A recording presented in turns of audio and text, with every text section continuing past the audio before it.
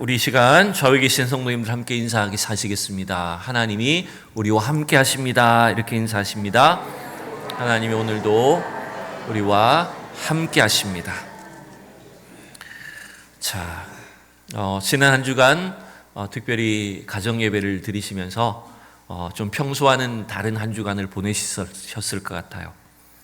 오늘 현대인들의 삶이 여러분 한 가족으로 살면서도 또 삶의 패턴이 다르고 직장이 다르고 또 환경이 다르다 보니까 가족들이 한자리에 모여서 식사를 하는 것도 사실은 쉽지 않은 그런 시대에 우리가 속해 있습니다.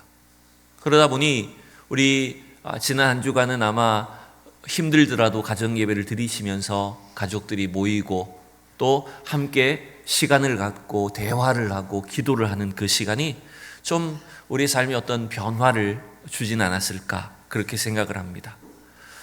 여러분, 우리의 신앙생활은 어떤 바쁘고 복잡한 일들 속에서 하나님을 만나고 경험하는 것이 여러분 가장 중요한 것입니다. 그래서 우리가 너무 분주하게 살지만 항상 때때로 멈추어 서서 정적인 시간 속에 하나님을 깊이 바라볼 줄 아는 그런 신앙이 필요하다라고 하는 것입니다. 여러분, 가끔 그럴 때가 있을 거예요. 뭔가 지금 급박하고 바쁜데 또 당장 무슨 해야 될 일들이 많이 있는데 갑자기 멈추어야 되는 상황이 있을 수 있어요. 갑자기 차를 놓친다거나 뭐 급하게 할 일이 있는데 핸드폰 배터리가 나간다거나 뭐 어떤 우리가 의도치 않게 어떤 상황이 멈춰지는 일이 있을 수 있습니다. 여러분, 그러면 그 시간이 여러분 뭔가 낭비하는 것처럼 보이고 내 계획이 망치는 것처럼 보일 때가 있을지 모르지만 어쩌면 그 시간이 우리에게 더 필요한 시간일 수도 있다는 겁니다. 왜 그럴까요? 너무 분주하다 보니 우리가 잠시 멈추어 서서 우리 자신들을 돌아보고 또 하나님을 더 가까이 묵상할 줄 아는, 우리 삶을 돌아볼 줄 아는 그런 시간들이 필요하기 때문이라는 겁니다. 전 세계 아마 수많은 나라들이 200개가 넘는 수많은 나라들이 있지만 가장 빨리 움직이는 사람들, 제일 급한 나라는 여러 어느 나라인 것 같습니까? 제일 성질이 급한 나라가 어느 나라일까요? 네. 뭐 물론 다른 나라들도 많이 있겠지만 대한민국 사람들이 굉장히 급한 사람일 것 같아요. 우리는 웬만하면 밥도 그냥 빨리 먹어야 됩니다. 그죠? 뭐 뺏길까 봐 그랬는지 모르지만 하여튼 밥도 빨리 먹어야 되고 술 마시는 분들은 술도 빨리 취해야 되고 자동차를 운전하면 남들보다 어떻게 해서든 더 빨리 가야 되고 뭔가 이게 굉장히 급하게 움직이는 것이 마치 하나의 미덕처럼 여겨지는 사회에 살고 있어요. 빨리빨리라는 말이 이제 외국인들조차도 한국 사람들의 어떤 특성으로 알려졌는데 요즘에는 우리가 빨리빨리라는 말도 좀 옛날 말처럼 느껴집니다. 제가 설교를 준비하면서 그런 용어들을 한번 생각을 해봤어요. 빨리빨리란 말도 잘 안 써요, 요즘에는. 이미 지나간 말들이긴 하지만 음식도 빨리 만들고 빨리 먹어야 되는 게 패스트푸드 아닙니까? 그게 다 빠르다는 말이죠. 서비스도 최대한 빨리 서비스를 해줘야 되기 때문에 뭐가 생겼습니까? 퀵 서비스가 생겼습니다. 그게 다 빠르다는 겁니다. 택시도 남들보다는 하여튼 빨리 달려야 되기 때문에 어떤 택시가 있었습니까? 옛날에 총알 택시가 있습니다. 총알처럼 빨리 달리는 택시가 있다는 겁니다. 요즘에는 저녁에 택배를 시키면 밤 사이에 도착을 해버립니다. 그래서 그런 택배를 뭐라고 합니까? 그런 배송을 뭐라고 합니까? 로켓 배송이라고 합니다. 전부 다 빠른 겁니다. 이제는 빠름의 속도를 어디까지 가야 될지 모르겠어요. 총알을 넘어서 이제는 로켓까지 가는 시대가 됐잖아요. 이렇게 빠른 것만 좋아하는 세상 속에 우리가 살고 있다 보니 조금만 기다리게 되고 멈춰 있는 것을 못 참게 되는 겁니다. 그죠? 내가 누군가한테 문자를 보냈는데 카톡을 보냈는데 상대방이 답장 안 하면 막 속이 터집니다. 온갖 상상을 다 합니다. 기다리지를 못하는 겁니다. 내 앞차가 조금만 늦게 가도 여러분 막 클락션을 누르고 싶고 욕이 튀어나올 것 같습니다. 그래서 어떤 경쟁하는 상황 속에서는 내가 불법을 저질러서라도 남들을 이겨야 될 것 같고, 상대방의 실수나 잘못을 조금도 참지 못하는 것입니다. 여러분, 그러나 기다림은 여러분 하나님이 이 땅을 지으실 때의 자연의 법칙이면서 동시에 신앙의 법칙입니다. 하나님의 법칙입니다. 오늘 설교의 제목이 뭡니까? 믿음은 기다림으로 완성된다는 겁니다. 우리의 신앙도 기다리고 인내하는 시간을 통해서 점점점 완성이 된다는 거예요. 기다리지를 못하기 때문에, 조급해하기 때문에 거기서 실수가 나오고 일을 그르치게 되는 경우가 많습니다. 아프리카 초원에 있는 동물들 중에 달리기가 빠른 애들이 있어요. 근데 초식 동물 중에 달리기가 제일 빠른 애들이 뭡니까? 가젤, 영양 이런 종류, 속과의 동물인데 얘들이 얼마나 달리기가 빠른지 웬만한 표범이나 치타도 따라잡기 어려울 만큼 그렇게 빨리 달리는 동물들이 있습니다. 근데 그 속과 동물 중에 그 누떼가 있어요. 영양 누가 있는데 얘들이 굉장히 예민해요. 그리고 조급한 친구들이에요. 왜냐하면 늘 포식자들을 경계하고 신경을 써야 되기 때문에 그렇겠지만, 이 친구들이 너무 민감하고 예민하다 보니까 바람에 나뭇가지가 흔들리는 소리만 나도 뛰기 시작하는 겁니다. 표범이나 사자가 온 줄 알고 달리기 시작하는 거예요. 그러면 한 마리가 뛰면 어떻게 할까요? 다른 친구들이 무슨 영문인지도 모른 채 같이 뛰는 겁니다. 전속력을 다해서 뛰어버리는 거예요. 그렇게 한참을 뛰고 나서 헥헥거리고 지쳐서 멈춰서면 표범이나 사자는 그때를 노려서 다가오는 겁니다. 같이 달리지 않고 이 친구들이 지칠 때까지 기다렸다가 근처에서 나타난다는 거예요. 여러분, 그래서 우리의 인생에도 빠른 것도 중요하지만 기다릴 줄 아는 신앙이 되어야 된다는 겁니다. 신앙은 여러분 기다리는 것입니다. 우리의 교회나 목회나 우리의 사역도 기다릴 줄 알아야 된다는 것입니다. 여러분, 오늘 우리는 야고보서의 말씀을 함께 읽었는데 우리가 잘 아는 것처럼 야고보서의 굉장히 중요한 메시지가 뭡니까? 우리가 잘 아는 야고보서의 구절이 뭐죠? 행함이 없는 믿음은 죽은 것이다 라고 하는 겁니다. 그 말은 뭡니까? 우리의 믿음을 보여주라는 거예요. 우리의 믿음을 삶의 현실 가운데, 삶의 현장 가운데 나타낼 줄 알아야 된다는 겁니다. 그런데 여러분 삶의 현장에 나타내야 될 믿음이 어떤 건지 압니까? 그것은 놀랍게도 기다리는 것입니다. 여러분, 야고보서 1장을 보시죠. 2절 3절 같이 읽어봅시다. 시작. 내 형제들아, 너희가 여러 가지 시험을 당하거든 온전히 기쁘게 여기라. 이는 너희 믿음의 시련이 인내를 만들어내는 줄 너희가 알미라. 여러분, 우리의 믿음은 어떤 현장에 나타나야 됩니까? 고난과 시련의 현장에 나타나야 되는데, 그 고난과 시련 속에서 우리의 믿음은 어떻게 나타나야 되냐면 인내로 나타나야 된다는 겁니다. 여러분, 또한 우리 인간은 관계 속에서도 서로를 기다릴 줄 알고 인내할 줄 알아야 됩니다. 또 야고보 3장에서는 뭘 강조합니까? 말에 대한 조심을 강조합니다. 말과 언어에 대한 조심을 강조해요. 그럼 말과 언어도 결국은 뭡니까? 기다릴 줄 아는 겁니다. 함부로 말을 하지 않고 말을 삼갈 줄 아는 것도 여러분 기다림이라는 것입니다. 여러분, 제가 이 한 주간을 이 기다림에 대한 설교를 준비를 하면서 왜 우리가 기다리지 못할까, 인내하지 못할까라고 하는 것들을 몇 가지를 생각을 해봤는데, 그 첫 번째 이유는 이겁니다. 인생의 불확실성 때문에 사람들이 기다리지 못합니다. 불확실성이라는 게 뭡니까? 내 삶이 어떻게 될지 모른다는 것 때문에 조급해하는 겁니다. 불안하고 염려하게 되는 거예요. 그래서 기다리지 못하는 겁니다. 내가 뭐라도 해야 될 것 같아. 그냥 가만히 있으면 안 될 것 같아. 불안해지는 겁니다. 그래서 기다리지 못하고 인내하지 못하는 겁니다. 두 번째, 왜 사람들이 기다리지 못하냐면 응답이 없을 때, 나는 분명히 이 일이 너무나 중요하고 하나님의 목적을 위해서 반드시 일이 지금 당장 이루어져야 될 것 같은데, 그래서 하나님께 막 기도했는데 하나님이 아무런 응답도 주시지 않는 것처럼 느껴지는 겁니다. 그래서 지금 내가 뭔가 조급해지는 거예요. 세 번째, 여러분, 응답이 없는 정도를 넘어서 아까 우리 1장에서 봤던 것처럼 고난이 찾아올 때, 고난과 시련이 찾아올 때 우리는 조급해집니다.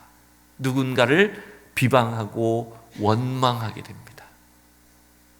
그 다음에 마지막 네 번째는 뭐냐면 남들과 비교할 때 기다리지를 못합니다.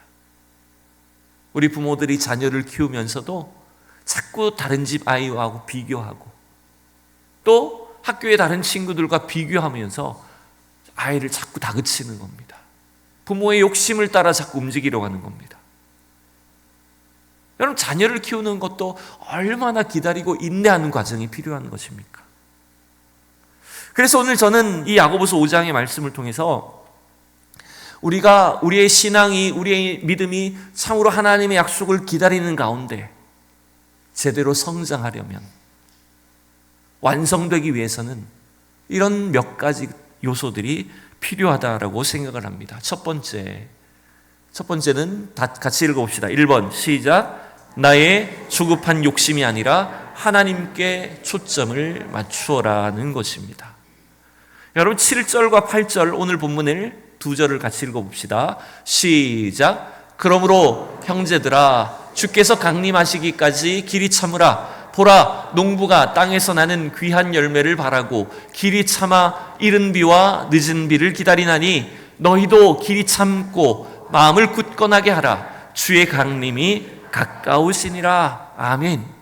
여러분, 오늘 야고보는 우리에게 주의 강림이 결코 멀지 않다라고 하는 것을 강조하면서 뭘 요구합니까? 길이 참으라, 기다리라 라고 요구합니다. 주님 오실 때까지 기다릴 줄 아는 사람, 인내할 줄 아는 그 신앙의 사람들을 주님은 찾고 계시다는 거예요. 근데 지금 7절에 보면 그 기다림의 사례로서, 예로서 농부를 들고 있습니다.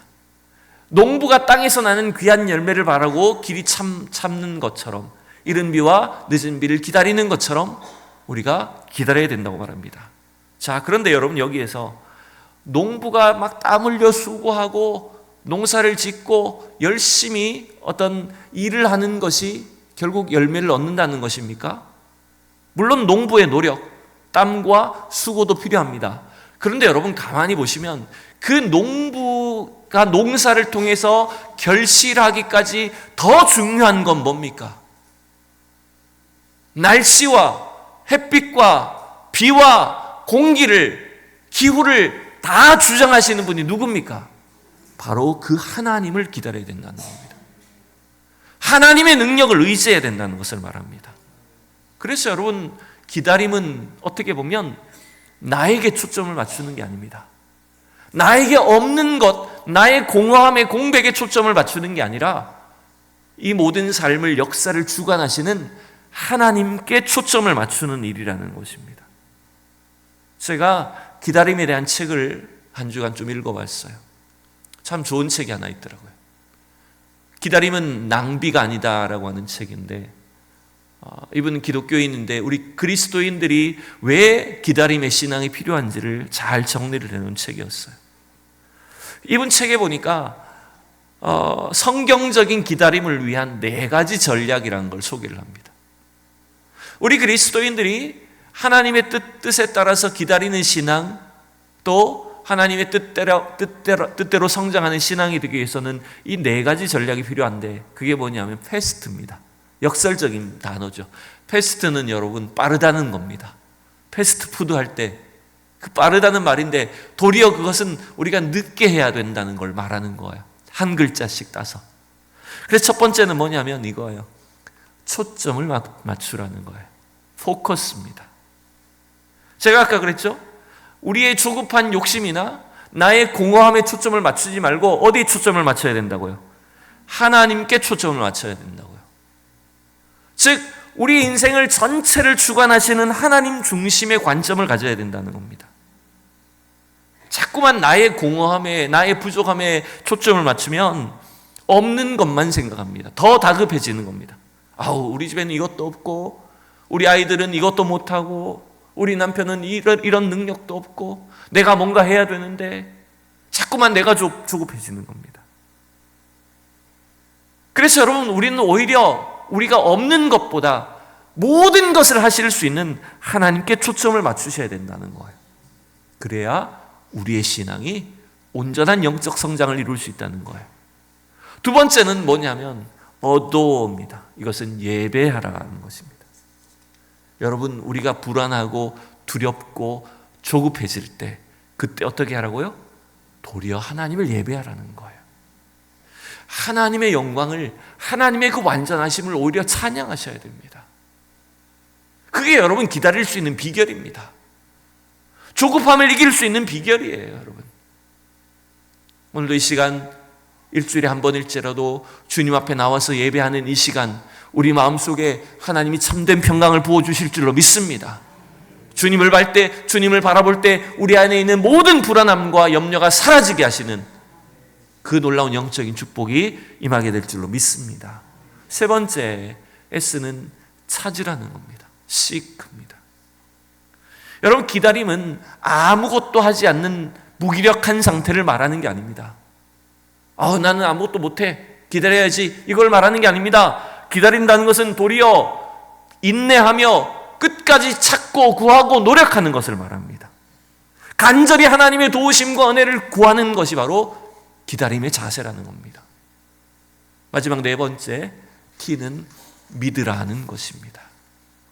뭘 믿는 것입니까? 하나님의 약속을 신뢰하라는 것입니다. 하나님의 약속하신 말씀이 우리에게 있다는 것을 믿으라는 것입니다. 여러분, 그 약속을 향한 믿음 안에서 우리는 참된 평안과 소망을 얻게 될 줄로 믿습니다. 여러분, 우리 인생에 그래서 멈추어져 있는 시간, 기다리는 시간이 아름다울 수 있는 이유가 뭔지 압니까? 그것은 바로 하나님의 약속이 있기 때문이라는 거예요. 여러분, 그래서 기다림은 믿음이 있기 때문에, 하나님의 약속을 믿는 믿음이 있기 때문에 가능한 일이라는 거예요. 여러분, 우리에게 하나님 나라 천국이 약속되어 있다는 것을 믿으십니까? 우리가 비록 이 세상에서 가난하고 별로 가진 것이 없고 남들에 비해서 대단하지 않더라도 주님께서 우리에게 저 영원한 하나님 나라 천국을 약속해 놓으신 것을 여러분 믿으십니까? 그 믿음 때문에 우리는 천국을 기다리며 사는 사람들인 겁니다. 실망스럽고 어려운 일이 찾아와도 포기하지 아니하고 그 천국을 기다리며 사는 사람들이 된다는 것입니다. 그래서 여러분, 이 기다림은 자연스럽게 인내로 이어지게 될 것이고, 그 인내의 과정을 통해서 하나님은 약속하신 일들을 다 이루어 주시는 거예요. 우리가 오늘도 이제 구역 예배 시간에 노아가 만든 방주에 대해서 살펴보게 되겠지만, 여러분, 노아가 최소한 방주를 몇 년 만들었을까요? 길게 보면 몇 년 만들었다고 우리가 대체로 알고 있습니까? 노아는 방주를 만들고 하나님께서 내리시는 홍수 심판, 비가 내릴 때까지 120년을 여러분 기다려야 했습니다. 모세는 그를 하나님께서 사용하시기까지 광야에서 40년을 기다려야 했습니다. 다윗은 사울 왕이 죽은 뒤에도 그가 이스라엘의 왕위에 오를 때까지 최소한 7년은 기다려야 했습니다. 자신의 욕심대로, 자기 계획대로 이루어지지 않는다는 거예요. 하나님의 때를 기다릴 줄 아는 사람이 될 때, 하나님의 그 역사에 초점을 맞추고 인내할 때, 여러분, 그때 우리를 하나님이 사용해 주시고 하나님의 영광을 이루어 주시는 줄로 믿습니다. 여러분, 두 번째, 오늘 우리의 신앙이 기다림으로 성숙하려면 두 번째 필요한 것은 뭐냐? 서로 기다려주라는 것입니다. 뭘 하라고요? 서로 기다려주라는 거예요. 9절 말씀을 같이 읽습니다. 9절 시작. 형제들아, 서로 원망하지 말라. 그리하여야 심판을 면하리라. 보라, 심판주가 문 앞에 서 계시니라. 아멘. 여러분, 지금 야고보가 누구한테 서로 원망하지 말라고 말합니까? 같은 믿음 안에 있는 형제들 사이에, 지체들 사이에, 믿음의 식구들 사이에 자칫하면 서로를 향한 원망과 미움이 싹트기 쉽다라고 하는 거예요. 왜 서로를 원망하게 된 줄 아십니까? 가장 가까운 사이에, 가장 가까운 신앙의 동역자들 사이에 왜 서로가 원망을 하게 될까요? 자꾸만 내 욕심이 앞서기 때문입니다. 내가 원하는 것들이 당장 이루어지지 않을 때, 내 말대로 움직이지 않을 때 바로 옆에 있는 사람에 대한 원망이 터져 나옵니다. 여러분, 그래서 야고보는 4장에 보면 이 원망을 굉장히 중요하게 다룹니다.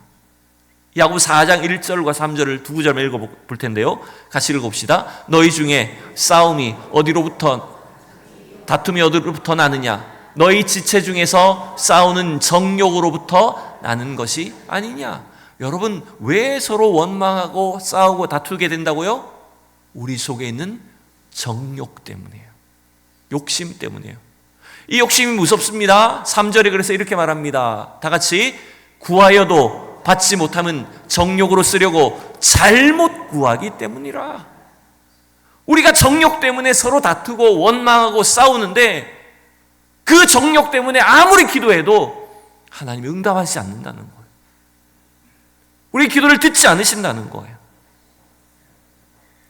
그래서 여러분, 우리가 서로 다투지 않는다는 것은 뭐냐면, 기다릴 줄 안다는 것은 내가 심판자가 아니라는 거예요. 내가 누군가를 판단하고 누군가에 대해서 내가 함부로 판결할 수 있는 존재가 아니라는 거예요. 다시 9절 말씀을 보면, 누가 심판주가 되십니까?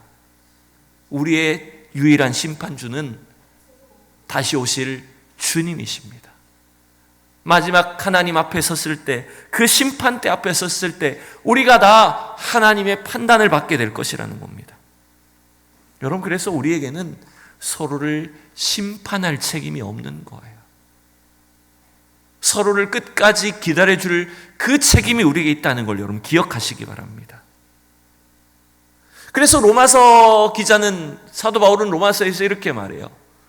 로마서 14장 10절이에요. 같이 읽어보겠습니다. 내가 어찌하여 내 형제를 비판하느냐? 어찌하여 내 형제를 업신여기느냐? 우리가 다 하나님의 심판대 앞에 서리라. 아멘. 여러분, 지난 한 주를 살아오시면서도 여러분 속마음으로 누군가에 대해서 함부로 판단하지 않으셨습니까? 내가 함부로 심판자가 되지 않으셨습니까? 여러분, 그게 결국 뭐냐? 내가 기다리지 못하고 있다는 겁니다. 우리가 진리의 문제에 대해서, 복음과 진리의 문제에 대해서는 단호하게 잘못된 것들을 지적해야 되고 또 밝혀내야 되지만, 진리의 문제가 아닌 것에 대해서는 여러분, 내가 판단하려고 하면 안 됩니다. 조심해야 됩니다. 그래서 도리어 하나님 우리에게 기다리고 관용하고 인내하기를 요구하십니다. 그래야 우리가 서로의 믿음이 자라날 수가 있는 거예요, 여러분. 마지막 세 번째는 이겁니다. 하나님의 오래 참으심을 바라보라는 것입니다. 10절과 11절 말씀을 읽어보겠습니다. 시작. 형제들아, 주의 이름으로 말한 선지자들을 고난과 오래 참음의 본으로 삼으라. 보라, 인내하는 자를 우리가 복되다 하나니 너희가 욥의 인내를 들었고 주께서 주신 결말을 보았거니와 주는 가장 자비로우시고 긍휼히 여기시는 이시니라. 아멘. 여러분, 10절과 11절은 우리가 인내를 배워야 될 그런 모범적인 사례들로 누구를 이야기합니까? 10절에서는 구약의 선지자들을 예를 듭니다. 고난 속에서도 인내했던, 오래 참음으로 본을 보였던 선지자들. 11절에는 누굽니까? 욥의 인내를 보라고 말합니다. 자, 그런데 저는 약간 좀 다르게 설명을 드리고 싶어요. 지금 구약에 나오는 이 욥이나 구약의 선지자들이 물론 고난 속에서, 핍박 속에서 하나님의 말씀을 결코 변개치 아니하며 끝까지 오래 참았던, 믿음을 지켰던 모범적인 사람들은 맞습니다. 그런데 이 구약의 선지자들이나 욥이 자신들의 그 인내라고 하는 그 신앙의 특성 때문에 인정받은 것일까요? 아니면 그들을 오래 참음으로 인도하신 하나님 때문에 이들이 인정을 받게 될 걸까요? 제가 말이 좀 이상합니다만은 잘 들어보세요. 이들을 오래 참음으로 기다려주신 하나님 때문에 지금 선지자가 욥이 인내의 사람이 될 수 있었다는 걸 말하는 것입니다. 욥의 인내를 가만히 보면 더 잘 이해가 돼요. 다시 여러분 11절을 보시면 보라, 인내하는 자를 우리가 복되다 하느니 너희가 욥의 인내를 들었고 주께서 주신 결말을 보았거니와. 분명히 욥은 인내의 사람이란 걸 우리가 알고 있습니다. 그런데 여러분, 실제 욥기를 보면 어떨까요? 실제 욥기를 보면 욥이 고난 속에서 견디고 어려움을 참긴 했지만 그는 자기 속에 있는 원망, 불평을 하나님 앞에 있는 그대로 토해낸 사람입니다. 제가 한번 찾아봤어요. 욥기 10장에 보니까 이렇게 했어요. 내 영혼이 살기에 곤비하니 내가 불평을 토로하고 내 마음이 괴로운 대로 말하리라. 하나님께 이렇게 말하는 거예요. 3절, 주께서 주의 손으로 지으신 것을 학대하시며 멸시하시고 악인의 꾀에 빛을 비추시기를 어떻게 선하게 여기십니까? 왜 나는 이렇게 하나님을 선하게 섬기는데 나에게 이런 괴로움을 주시고 저 악한 놈들은 그냥 내버려 두십니까? 자기가 할 수 있는 온갖 원망을 쏟아내는 겁니다. 결국 여러분, 욥을 인내하게 만든 것은 욥 자신의 능력이 아닙니다. 그것은 바로 욥을 끝까지 오래 참으신 주님 때문에 가능해진 일이라는 거예요. 그래서 여러분, 우리의 신앙이 기다림으로 가득 차려면 바로 오래 참으시는 주님을 바라보셔야 된다는 거예요. 그래서 여러분, 다시 11절을 보면 이렇게 돼 있어요. 욥의 인내를 들었고 주께서 주신 결말을 보았거니와. 그 뒤에 뭐가 있습니까? 주는 가장 자비하시고 긍휼히 여기시는 이시니라. 우리의 인내가 아니라는 겁니다. 날마다 부족하고 참지 못하는 우리에게 주님이 가장 자비로우시고 가장 오래 참으시고 인내하신다는 거예요. 그 주님의 오래 참으심 때문에 우리의 신앙이 자라날 수 있게 됐다는 거예요. 여러분, 이 사실을 기억하셔야 됩니다. 그나마 욥이 잘한 게 뭐냐면 이거예요. 그것은 바로 하나님께 넘어졌다는 겁니다. 세상에 넘어지지 마십시오, 여러분. 세상을 향해 넘어지지 마시고 하나님께 넘어지셔야 된다는 겁니다.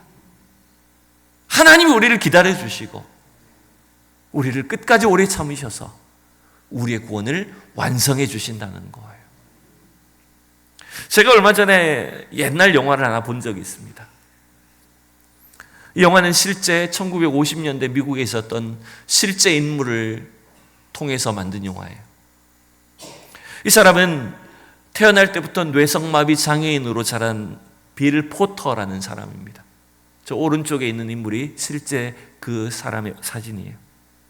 이 빌 포터는 뇌성마비 장애인으로 자라서 한쪽 팔을 제대로 쓸 수 없고 걸음도 늘 삐딱하게 걷고 얼굴이 비틀어져서 말도 어눌하게 하는 그런 사람이었어요.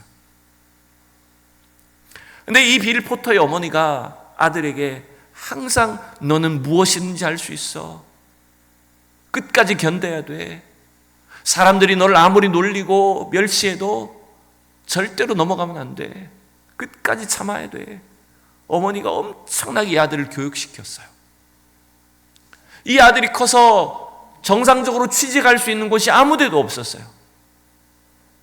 그런데 우연히 어떤 영업 물건을 파는 그 회사에 외판 업무를 맡게 됩니다.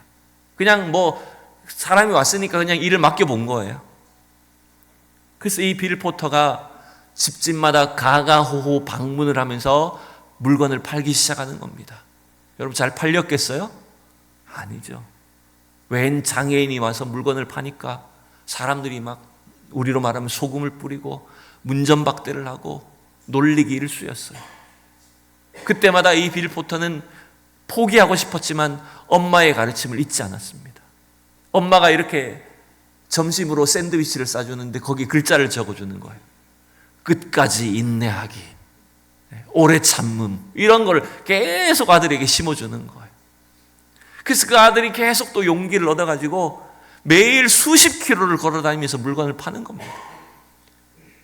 이 친구가 한 해, 두 해, 한결같은 모습으로 그 동네를 다니게 될 때 사람들이 점점 이 사람을 인정해 줍니다.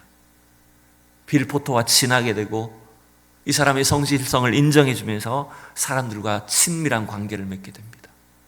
여러분, 이 빌 포터가 그 불편한 몸을 이끌고 24년을 한 회사에 다녔다고 합니다.